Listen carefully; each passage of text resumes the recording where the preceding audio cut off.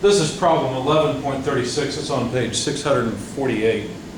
A group of students launches a model rocket in the vertical direction. Based on tracking data, they determined that the altitude of the rocket was 89.6 feet at the end of the powered flight, or powered portion of the flight, and that the rocket landed 16 seconds later. So that's 16 seconds after the power has shut off, or the rocket's spent, I suppose. Knowing that the descent parachute failed to deploy, so that the rocket fell freely to the ground after reaching its maximum altitude, and assuming that the acceleration of gravity is 32.2 feet per second squared, determine first of all, A, the speed V1 of the rocket at the end of the powered flight, and B, the maximum altitude reached by the rocket.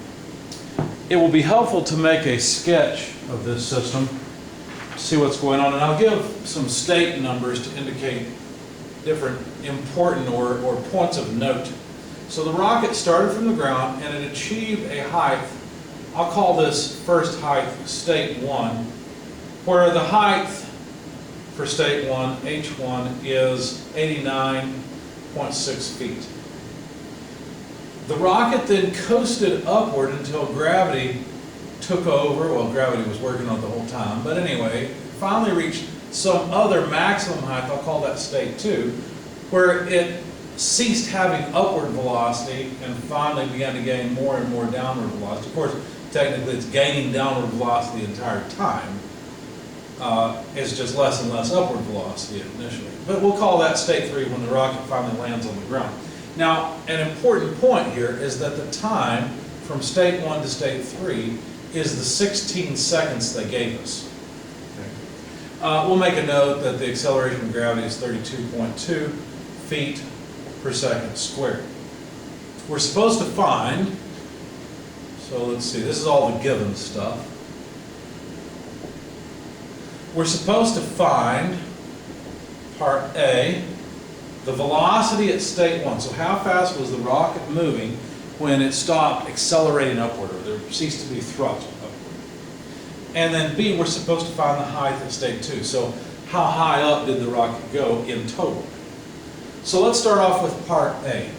Since what I'm interested in is velocity, I will need an equation that includes the velocity at that point. Now let's think through this. What do we know? Well, we know the height difference from state 1 to state 3, don't we? Because it's the same, it's 89.6 feet. So we know something about position change, and we know how long that position change took. So let's choose that equation. Let's say that the height at state 3 equals the height at state 1, which looks like it's not true, but plus V1t from 1 to 3 plus, or well actually minus, 1/2 g, because that's the vertical acceleration, t13 squared. So this is just a position versus time equation. Notice that I'm using it to calculate this unknown initial velocity, the velocity at state 1. Obviously the velocity of the rocket decreases as we move up and then continues to increase in the negative direction as it comes down. Okay. So let me solve for that unknown velocity. If we do the algebra, what would happen? Well, we just take everything to the other side. So y3 minus y1, for example. Take this to the other side, so plus g over 2 t13 squared, and then divide by the multiplier, which is t13. But we know everything in this equation. As a matter of fact, since t13 appears in both, let me break it up and say this is y3 less y1 divided by t13 plus g over 2 t13. Notice one of these would cancel, so it's no longer squared. Now all we have to do is plug in numbers and see what we get. So y3, the height at state 3, is in fact 0. Our reference for our coordinate is the ground. Okay, so it begins at 0 at the ground.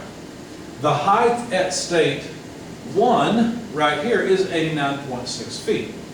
Okay, so 89.6 feet. The amount of time that it took to get from 1 all the way through 2 and then to 3 was 16 seconds.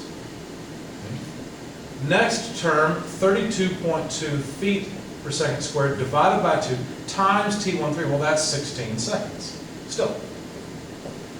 So both terms are in units of feet per second.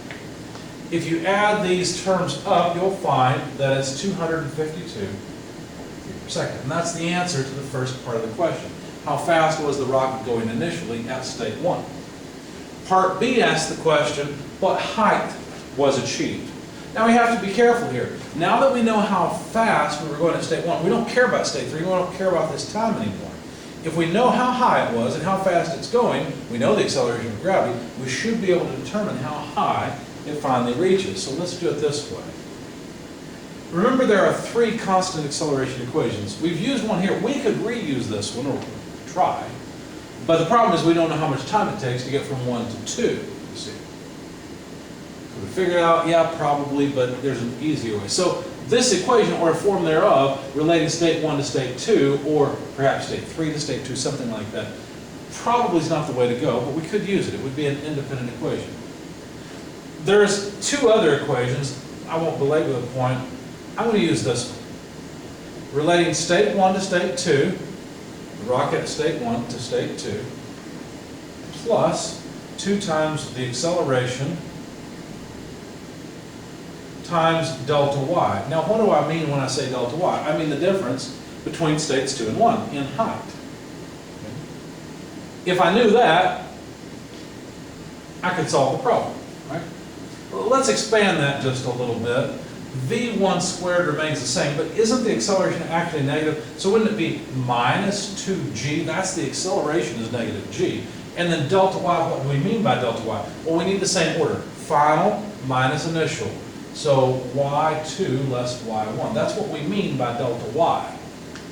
You have to be careful. Is it y1 minus y2 or y2 minus y1? The easy way is, if this is the final state, 2, then we have to put that first. It appears in the same order, 2, 1, 2, 1. Okay? Final minus initial. Now understand that it's really this that we're wondering about, the difference between y2 and y1. Everything else we know. I claim we know it, but you're probably looking at this and say, wait a second, what's the velocity at state 2? That's actually easy. It's 0. Because if the rocket goes up to this maximum point, it has to stop there, turn around, and come back down, right? Or its velocity has to change direction. Therefore, the velocity at state 2 is exactly 0. So if we rearrange this equation to solve for y2 minus y1, we could say y2 minus y1 equals v1 squared divided by, well, we need to put this 2g underneath, and of course I moved the term to the other side, and so that's where the negative side went. So now we can plug in numbers. The velocity at state 1 we just calculated, 252 feet per second. We'll take that and square it, divided by 2 times 32.2 feet per second squared. Plug all that into your calculator, you get about 986.09 feet. Now let's be careful. This is the height difference between states 2 and 1, right? If we want the height, h2, what would it be equal to? Well, it's just y2, isn't it? It's just however high state 2 is off the ground. But we could write that as the difference between y2 minus y1, which we know, plus y1. These are numbers we know. I know this. It is 986.09 feet, and this, y1, is 89.6 feet. Well, those are feet, so I'll just put the units outside because that's what was given. So now if we add these together, h2 comes out to about 1,075.7 feet. And now we know how high the rocket attained altitude and how fast it was going when the rocket shut off, just by knowing at what height the rocket was when the power shut off, and how long it took from that point until landing.